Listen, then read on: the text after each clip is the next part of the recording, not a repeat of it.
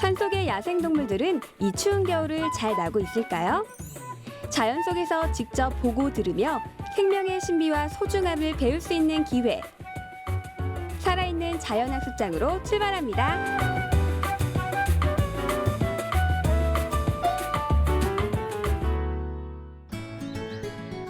서울과 경기도 구리시에 걸쳐 있는 아차산.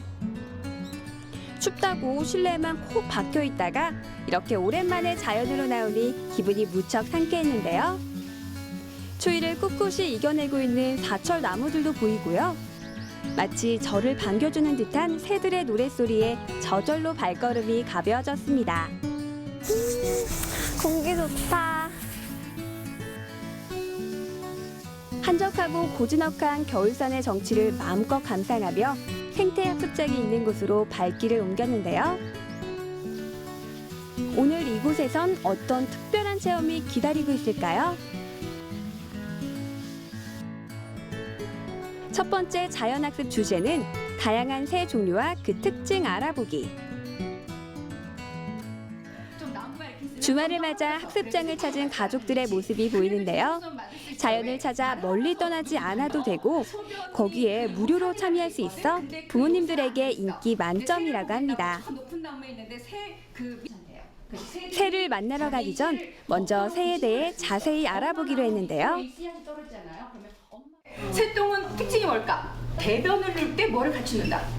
소변도 같이 넣어요. 그래서 새의 변은 항상 딱딱한 변이 아니라 무슨 똥이야? 물똥이야. 어떤 목표를 갖고 있어? 자기가 이렇게 새의 종류, 먹이 활동, 그리고 생리적인 현상까지 세세히 공부를 하는데요. 꼬마 친구들도 제법 의젓하게 앉아 집중을 잘 하고 있습니다. 자, 그래서 이제 이렇게 새들의 특징을 이제 우리 공부를 했고, 그 다음에 지금부터 이제 새를 잘 볼 거예요. 우리가 여기 아차산에서 이제 나가서 새를 관찰할 건데, 일단 새가 이렇게 딱 보이면 우리가 이 새는 무슨 새다라는 걸 알아야 되잖아. 그렇지? 그래서 이제 책을 보면서 스미랑 같이 볼게요. 어디서 쪽에 있어요? 낮은 쪽에 있어요. 참새들. 집에서도 봤지. 우리 집 땅바닥에 나가는 있는 먹이들 많이 해서 보는 길이. 새를 직접 볼 수 있다는 설렘과 기대감에 열심히 새의 모습을 관찰하는 아이들인데요. 아이들만큼이나 우리 부모님들의 관심도 높습니다. 제법 크고 그러면서 이렇게 쭉쭉 날아다니는 요 새는 집밥꿀이고 되게 시끄럽게 찍찍거리는 새. 그래서 금방 볼 수 있어요. 집밥꿀이. 자, 까치 생긴 거 다 봤죠? 네. 그리고 까치는 어떻게 울어요? 깍깍깍깍 울어요. 그렇죠? 아이들의 반응이 무척 뜨겁죠? 보통 산새들은 크기와 색깔, 생김새가 비슷해 더욱 유심히 봐둬야 하는데요. 작은 몸집에 행동이 빨라 관찰하기가 쉽지 않다고 하네요. 또한 새들의 시각은 사람보다 300배, 청각은 150배, 후각도 200배가량 더 발달해 있어 신경이 무척 예민하다고 합니다. 또는 뭐 아니면 옛날에 그 뱁새가 황새 쫓아가다 다리 찢어진다라고 할 때 그 뱁새가 바로 붉은 머리 오목눈이에요. 한강변이나 이런 데 가면 사실은 굉장히 많이 볼 수 있어요. 붉은 머리 오목눈이 이것이 붉은 머리 오목눈이의 둥지인데요. 크기가 무척 작죠? 그런데 이 둥지엔 의외의 녀석이 자리를 독차지하고 있다고 합니다. 얘가 알을 딱 낳으면 그 나쁜 애가 뭐 헐레 와서 염탐하다가 알을 낳으면 뭐 헐레 와요. 와가지고 거기다가 자기 알을 딱 놓고 가는데 거의 2배 크기의 그 알을 놓고 가요. 근데 이 착한 붉은 머리 오목눈이는 자기 알이 아닌데 그걸 모르고 품어요, 같이. 이렇게 품다가 그 다음에 이 뻐꾸기 엄마가 와서 또 이제 계속 이제 또 관찰을 한대요, 이렇게. 그러다가 이 뻐꾸기가 먼저 태어날까요? 붉은 머리 오목눈이가 먼저 태어날까요? 알은 뻐꾸기를 나중에 낳고 훨씬 큰데도 얘가 먼저 태어나요. 뻐꾸기가 먼저 태어나서 얘는 또 엄마의 뒤를 이어서 나쁜 짓을 하는데 무슨 짓을 하냐면 남아있는 붉은 머리 오목눈이 알들을 자기 날개로 다 밀어줘요. 태어나자마자 그 짓을 해요. 다 밀어버리고 그리고 이제 거기서 혼자 기다려, 엄마를. 그럼 이제 엄마가 왔는데 알들이 다 없어졌어. 근데 새끼가 딱 하나밖에 없잖아. 그럼 자기 새끼인 줄 알고 또 열심히 먹이를 먹이는 거야. 작은 것이 붉은 머리 오목눈이 알이고 큰 것이 뻐꾸기 알인데요. 이렇게 먼저 태어난 뻐꾸기 새끼는 다른 알이나 새끼를 모두 둥지 밖으로 밀어내고 어미의 보살핌을 혼자 독차지하며 무럭무럭 자란답니다. 작은 애 이게 엄마예요? 이게 엄마예요? 얘가 엄마예요. 붉은 머리 오목눈이 엄마고 얘가 새끼야. 뻐꾸기 새끼인데 자기가 다 자랄 때까지 맘마 달라고 계속 줘야 되는 거야. 그리고 옆에 가서 뭐 하냐면 뻐꾸기 새끼가 다 자라면 어떻게 되냐고요? 자신을 지극정성으로 돌봐준 붉은 머리 오목눈이를 버리고 뻐꾸기를 따라 멀리 날아가 버린다고 하네요. 이게 나쁜 뻐꾸기. 이렇게 뻐꾸기가 남의 둥지에 탕란을 하는 이유는요.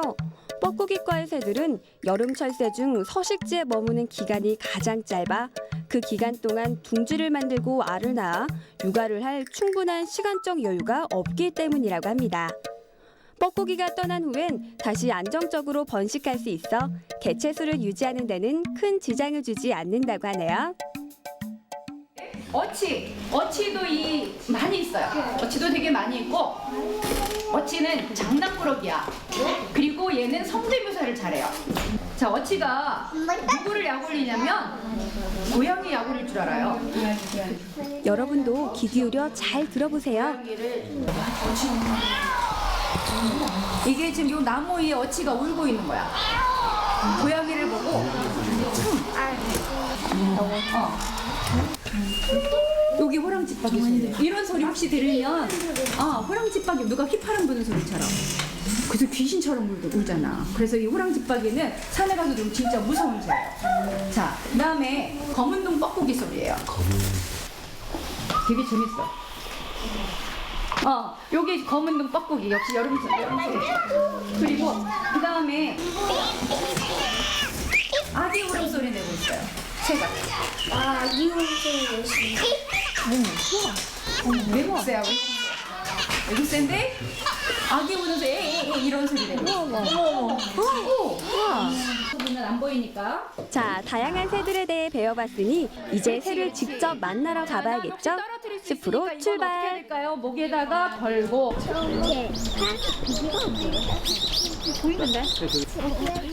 우리도 조용히 새소리가 들리는 곳으로 따라가 보겠습니다. 저 멀리 뭔가 보이나 본데요? 어디 있나요? 어머니들의 손가락이 바빠졌습니다. 아, 여기 열심히 먹이를 먹고 있는 새 한 마리가 보이네요. 다른 새들과는 달리 사람을 피하지 않는 특징이 있다고 합니다. 지금 왔다.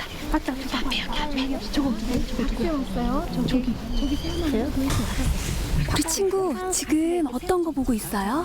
박새요. 자연 속 새의 모습에 흠뻑 빠진 아이들. 새들의 생김새가 어찌나 앙증맞은지 저도 그 매력에 푹 빠졌습니다. 발 앞에 있네, 발 앞에. 여기. 앞에. 제가 지금 박새를 실제로 봤는데요. 이렇게 보니까 정말 예쁘고요. 그리고 설명을 듣고 나서 보니까 박새인 줄 한 번에 알아볼 수 있을 것 같아요.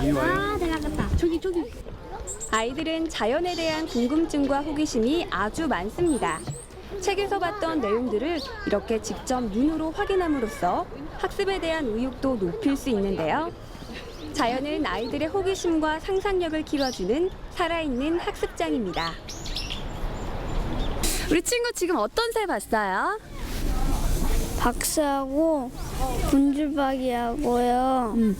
TV에서 보던 것보다 실제로 보니까 신기해요. 알록달록한 것 같아요. 되게 추운 겨울에 집에만 있다가 나오니까 좋은 것 같고요. 아는 만큼 보인다고 새 설명 듣고 보니까 재밌네요. 그림으로만 볼 때랑 그렇구나 하고 지나갔는데 실제로 방금 전에도 이제 새 여러 가지 많이 보고 먹이 보는 거 보니까 더 실감 나잖아요. 눈에서 보니까 진짜 살아있는 학습인 것 같아요. 제일 좋은. 귀여운 새들의 특성도 알았고 이번엔 식물에 대해 알아보겠습니다. 지금 제가 들고 있는 이것은 바로 참중나무 열매인데요. 꽃처럼 활짝 핀 게 정말 예쁘죠. 이 봄에 나는 어린 잎은 향이 독특하기 때문에 나물이나 부침개로 해먹기도 한대요. 지금부터 이 열매와 나뭇가지를 이용해서 세상에 하나밖에 없는 나만의 액자를 만들어 보겠습니다. 나뭇가지, 나뭇잎, 열매, 곡식 등의 자연물을 이용해 장식품과 생활소품을 만들 수 있는데요. 이수는 진짜 맛있는데 요거랑 이제 비슷하게 생긴 게 가죽나무라는 게 있어요. 근데 그거는 굉장히 쓰고 막 고약한데 가끔 요건 줄 알고 뜯어서 드시는 분들 가끔 있으세요. 가죽나무. 참중나무는 30m 정도로 자라며 가지가 옆으로 퍼지지 않고 위쪽으로 곧게 뻗는 특징이 있고요. 열매는 타원형으로 마치 보석을 머금고 있는 듯한 모양입니다. 거칠고 투박할 것만 같은 자연물이 과연 어떻게 변신할지 기대가 되는데요. 우리 아이들은 어떤 모양의 디자인을 생각하고 있을까요? 우리 친구 액자 어떤 모양으로 만들 거예요? 열매가 가득한 액자를 만들 거예요. 저는 솔방울을 여기다 이렇게 붙일 거예요. 솔방울 붙일 거예요? 어디다가? 여기 겉테두리에다가. 각자의 개성을 살린 액자 만들기. 먼저 고든 나뭇가지로 액자 틀을 만들고요. 그 안에 솔방울과 열매를 이용해 예쁘게 장식을 합니다. 저도 심혈을 기울여 액자를 만들어 봤는데요. 무지개를 향한 제 마음을 글씨로 표현해 봤습니다. 잘 만들었다. 저는 이 액자 안에 자연과 무지개를 담아봤는데요. 이 액자 안에 있는 무지개가 보이시나요? 어때요? 예쁘죠? 여러분도 사시사철 자연에서 쉽게 구할 수 있는 재료들을 모아 가정에서 함께 만들어 보세요. 뭐 곤충이나 뭐 이런 거다라고 얘기를 해주고 이러니까 창의성에도 많이 발달하는 것 같고 좋은 것 같아요. 생각하는 게 넓어지고. 집에서 못 해주는 걸 이렇게 나오면은 자연물로 해서 이용할 수 있으니까 좋은 경험인 것 같아요. 이거 제가 만들었어요. 앞사람과 인사하세요. 안녕하세요.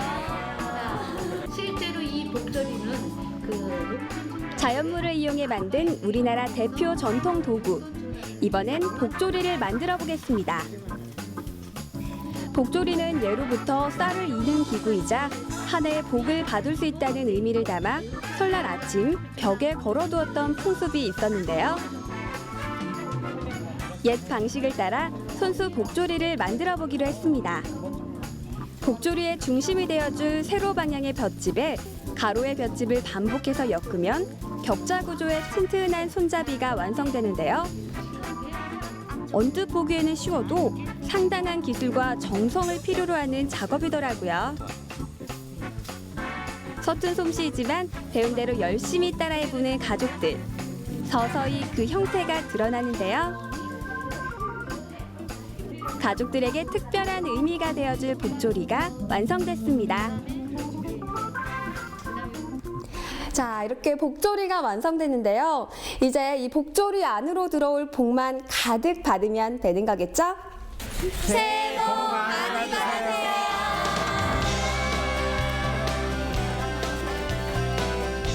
아이들에게 생태학습이 필요하다는 것은 많이들 공감하실 텐데요. 하지만 이를 위해 멀리 떠나기도 쉽지 않고 또 막상 무엇을 알려줘야 할지 막막하셨을 겁니다.